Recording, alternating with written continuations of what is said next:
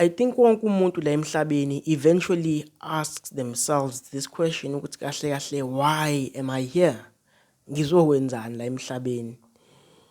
Angibathi ke mawuthi umuntu othanda nescience ne-astrology, I think ngisho kahle, like the exploration of inkanyezi neminye imihlaba nani.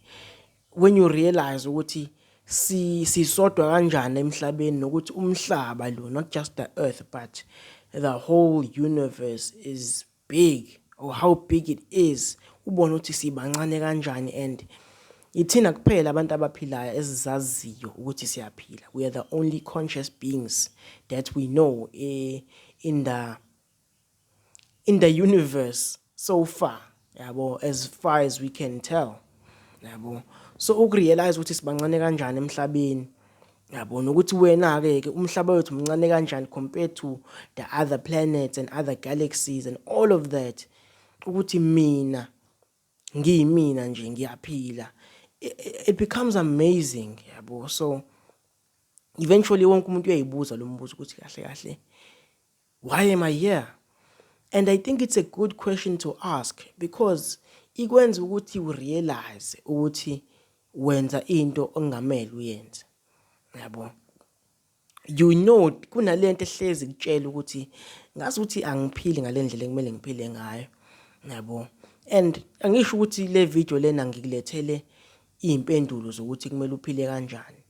I know ukuthi akekho umuntu mina ongangiphendulele lo mbuzo lo ukuthi uwandile uzokwenza la emhlabeni.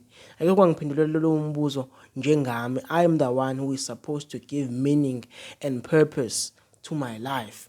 Nawe watching this video, I don't have the answers for you. I've said this in a previous video ukuthi wonke umuntu uyayazi indlela akumele aphile ngayo, yabo. And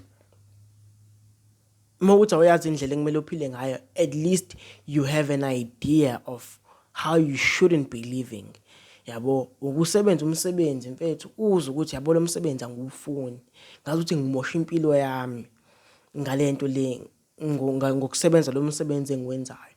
Mina I felt like that when I was wasting hours and hours every day smoking weed, yabo. It wasn't necessarily the smoking weed, even though kwakuona lokho beku affect, kodwa nje the time, yabo, ukuphuma nje ekhaya ngintante ngiyohlala namajita ama-hour ngibhema insanga. I always felt like ngiyimosha impilo yami, yabo. Even though I didn't know what I wanted to do, but I know what I shouldn't have been doing, yabo. Lokho nje ukuthi ungangayazi into ekumele uyenze, kodwa most of the time uyayazi into ekumele ungayenzi, yabo. So it's a good question to ask, because it will jolt you out of that rut, or izokuphaphamisa leyo nto leyo. That's mhlambe ngingasho futhi nokuthi it's good feeling lost, because feeling lost brings a lot of questions, and those questions, they need answers. And what's nice about those questions ukuthi ithina mfethu esinempendulo zalokho, yabo.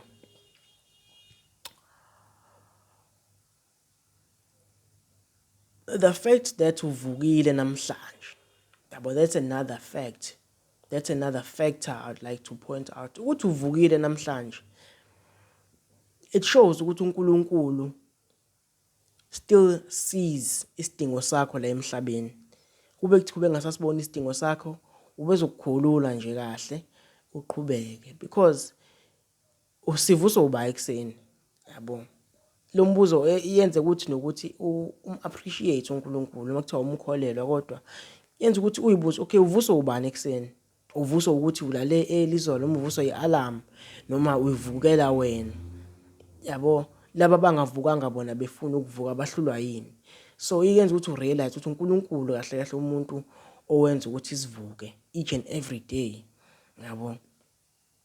Yenza ukuthi appreciate, because we tend to take life for granted because we've been waking up for thousands and thousands of days. Sigcine sesikhohlwa ukuthi kungenzeka ukuthi namhlanje ngingalala ngingaphinde ngivuke, yabo. So one of my biggest fears ukuthi ngiyisole ngokuthi angizenzanga lezi zinto ebenginethuba lokuthi ngizenze uma sengizoshona singasekho isikhathi sokuthi ngizenze. So I think ukuvuka each and every day ukuthi uNkulunkulu esithule lo muntu usinika ithuba lokuthi sishintshe, lokuthi sizame futhi. Mawuthi uhlulekile izolo vuka namhlanje uzama ukuthi lento le owazi ukuthi kumele uyenze uzama ukuthi uyenze, uzama ukuthi uyicreate la emhlabeni. Angazi indaba ke mina ngihlezi ngifikelwa iart. I believe ukuthi wonke umuntu unento ethile eyi-art or eyi-creativity adalwe ukuthi ayilethe la emhlabeni, whether it's drawing, whether it's singing, whether it's writing or rapping or music or whatever, or ama-movie or ama-invention. I think kune contribution ethile umuntu nomuntu akumele ayilethe emhlabeni, but that's just my opinion. That is just my opinion. Abanye abantu badalelwe ukuthi bezoserve. Some people feel fulfilled when they are serving. Yabo, when they are like serving other people, whether in nursing, whether it is customer service, whether it's hospitality or whatever it is. Yabo, abanye abantu banjalo. And I think lento lena ye self-consciousness, ukuyibona, the ability to ask ourselves these type of questions, yenza ukuthi mfethu realize ukuthi sihluke kakhulu kunezilwane, even though it's obvious, but this is a good question to ask yourself ukuthi kahle kahle ngizokwenzani la emhlabeni. Okay, mosuyibuzile lo mbuzo, yindaba mina ngiyibuze lo mbuzo. Yabo, it shows ukuthi kunaleyo nto leyo osuke ungakayenza empilweni yakho, because I'm sure ukuthi inyoka inyoka nezilwane, ngiyayithanda inyoka, ngazi indaba kube sona isilwane esokuqala ngisicabangayo, but amabhubesi ngiyayithanda inyoka kodwa ngiyayisaba. Ngihlezi ngiyibuka nje la ku social media.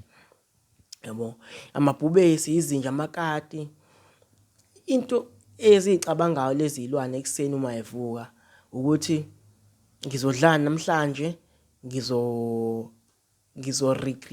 procreate kanjani, like sex and and food, ama instincts, izilwane ezidrive ama instinct, kodwa thina sinalele linye imasela le purpose and fulfillment ehlezi sifuna ukulisatisfy.